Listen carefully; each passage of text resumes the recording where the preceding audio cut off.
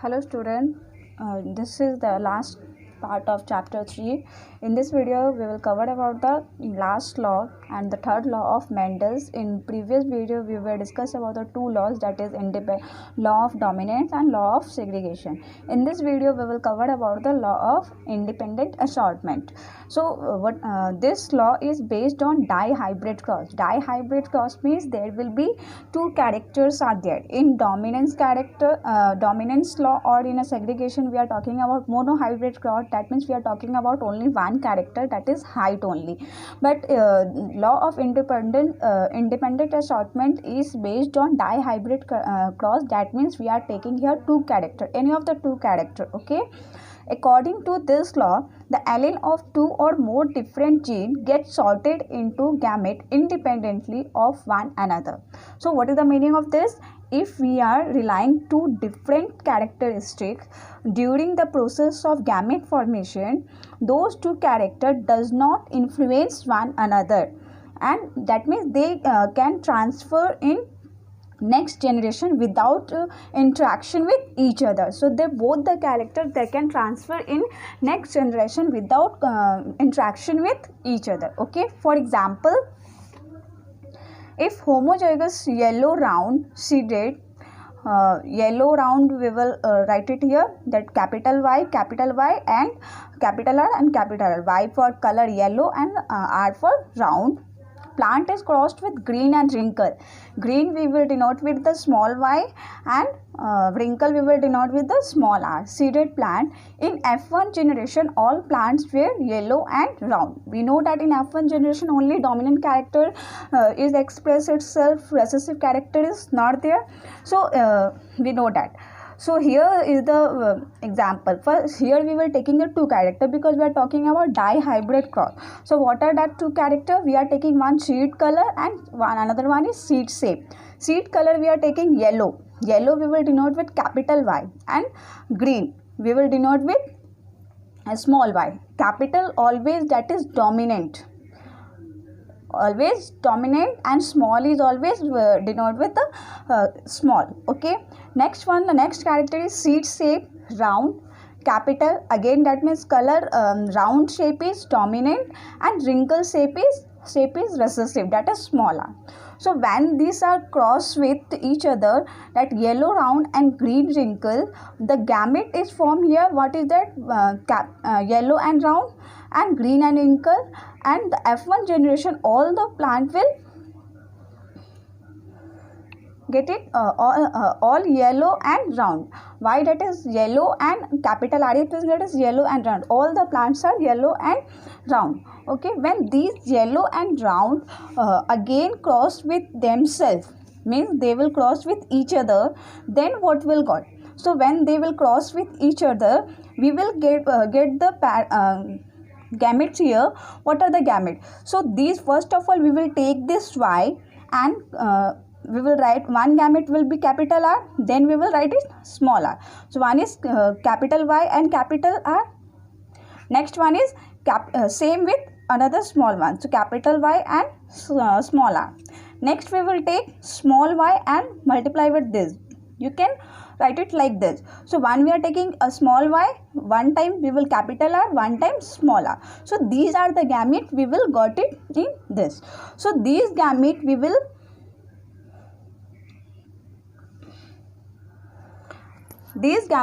write like this, that one we will write in above and another one we will write it same type. Okay, this in above and here in downside, and we will cross with each other. So first we are taking this capital Y and capital R and cross with all one.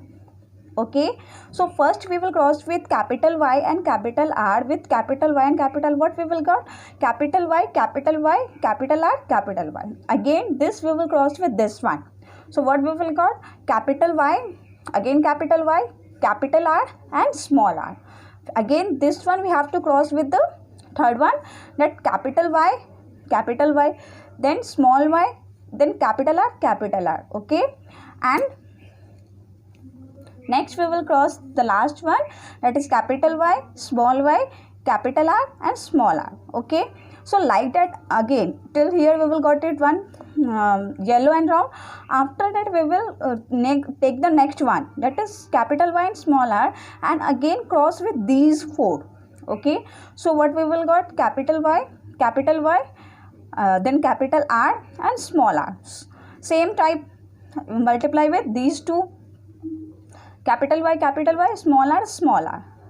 Same third type, capital Y, small y, capital R, small r. Okay, and next we will got it capital Y, small r, small r. Same type we will third we are taking and multiply with these four. So like that we will got all multiplication cross. So where there is capital Y, we call it yellow because of dominant character, and capital R we call it round because of dominant character.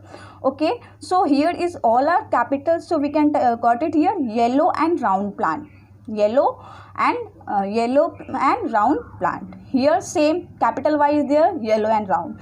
Here again yellow and round. Here again yellow and round, Here capital Y is there, that will be yellow, but there is no capital R, so small r is denoted the wrinkle plant.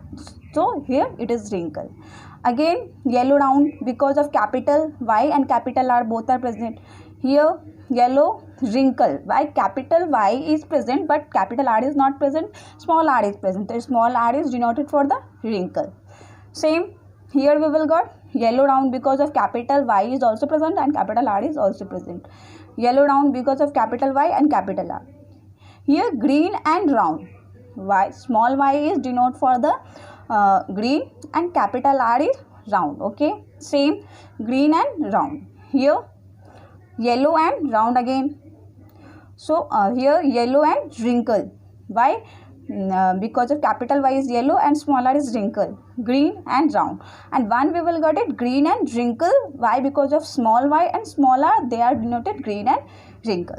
So how many we will got it? 1, 2, 3, 4, 5, 6, 7, 8, 9, 10, 11, 12, 13, 16 we will got it here.